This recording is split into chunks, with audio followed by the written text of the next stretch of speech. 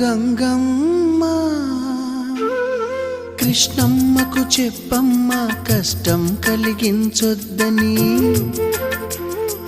యమునకు చెప్పమ్మ సాయమునకు వెనకాడొద్దని, గోదారికి కావేరికి ఏటికి సెలయేటికి కురిసేటి జడివానకి దూకే జలపాతానికి నీతో బుట్టులందరికీ చెప్పమ్మా